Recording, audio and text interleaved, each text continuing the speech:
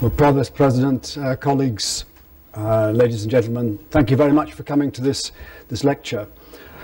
That was a very good introduction because essentially you posed one of the interesting challenges that we face in studying the brain, and that is its complexity. The human brain is estimated to contain 10 to the 11 neurons, which is of the order of the same number as the number of stars in our galaxy. But each of those cells has of the order of 10 to the 4, 10 to the 5 connections onto it. So we have perhaps altogether 10 to the 15 connections in our brains, unbelievable numbers.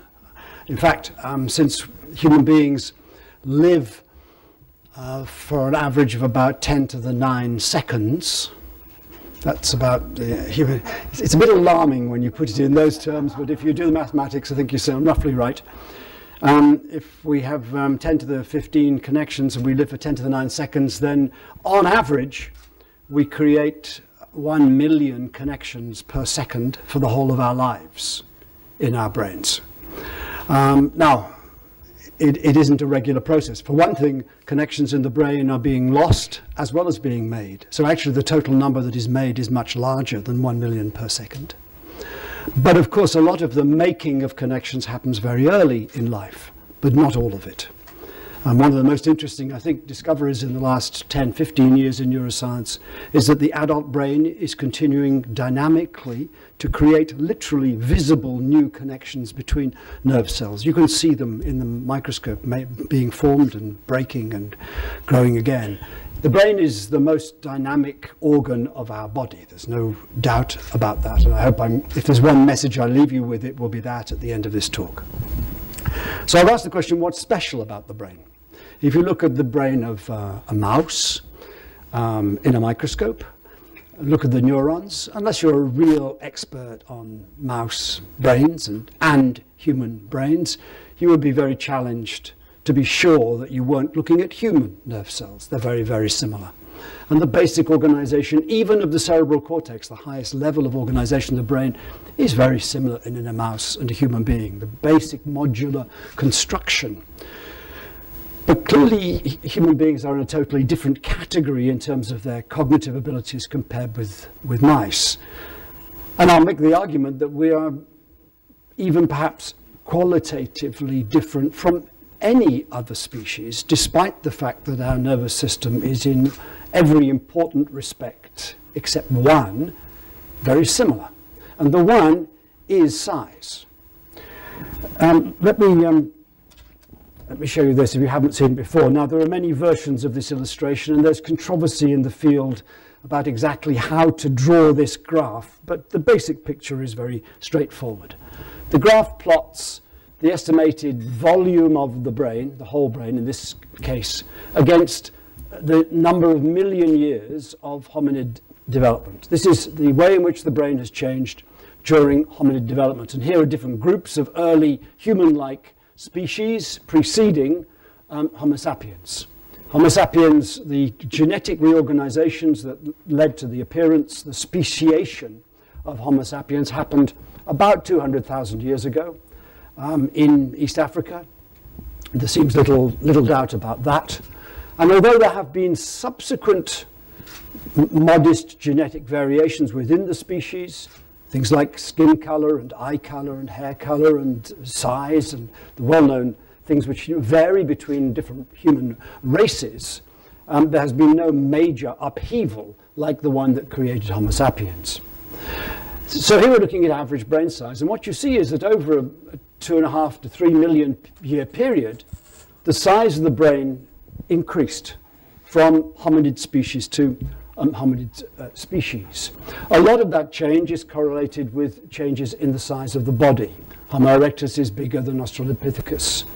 But there are additional changes which are not accounted for in relation simply to body size. The brain is really getting relatively bigger. And look at this very sudden transition that appeared at about 200,000 years ago. A really significant step increase over the course of a very short period of time. A few tens of generations, perhaps, for a very rapid increase in the size of the brain. That's the kind of dramatic change that evolutionary biologists are interested in or should be interested in, because what a big organic and phenotypic change would indicate is a rapid phase of evolution, of Darwinian selection, taking advantage of whatever that morphological difference is to fit a particular niche that's available in the environment. That's how evolution works. The world is offering all sorts of opportunities to organic species. Genetic variations suddenly generate a new set of individuals that are able to take advantage of a niche that is not currently occupied. That's how evolution's supposed to work. Well, I'm going to ask you to question that assumption as part of this talk, at least as far as the brain is concerned. And let me be clear, I'm a Darwinian through and through. Darwinism and the understanding that Darwin brought to biology is the essence of modern biological sciences. So I'm not challenging Darwin, but I think there will be additional qualifications and supplements to Darwin's ideas. So what did Darwin say? You're all familiar with this. In the struggle for survival, the fittest win out at the expense of their rivals because they succeed in adapting themselves best to their environment. The environment offers an opportunity. Those that adapt best to that opportunity survive by eliminating their unadapted rivals. That's evolution in a nutshell.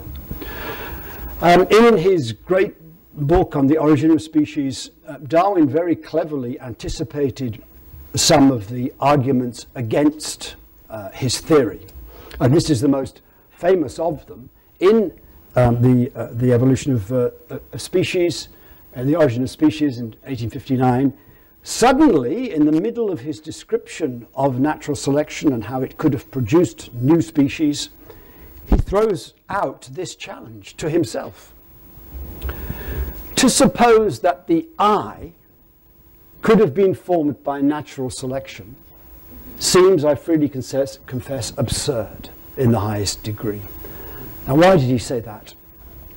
Because if you look at the structure of the eye, this is a human eye, it consists of many beautifully created and specialized features that make it into a wonderful optical instrument, as well as a part of the nervous system capable of transducing visual information coming into it. It has a mechanical coat, the sclera, with a bulge, a transparent bulge at the front, and transparency is hard to do in biological tissue, but here it is being done in many different tissues. The lens inside, which is adjustable and flexible to focus, and the vitreous chamber, the wonderful blood supply that supplies the retina. The retina is an outgrowth of the brain. All of these things in the developing embryo are coordinated to create the eye. Different parts of the eye invade the developing structure from different layers within the embryo, ultimately creating this wonderfully made instrument. And you think, how could that have been produced by random mutations of single genes here and uncoordinated mutations? This structure is being produced by many different layers, through 3 different layers in the embryo, being differently gene regulated and so on.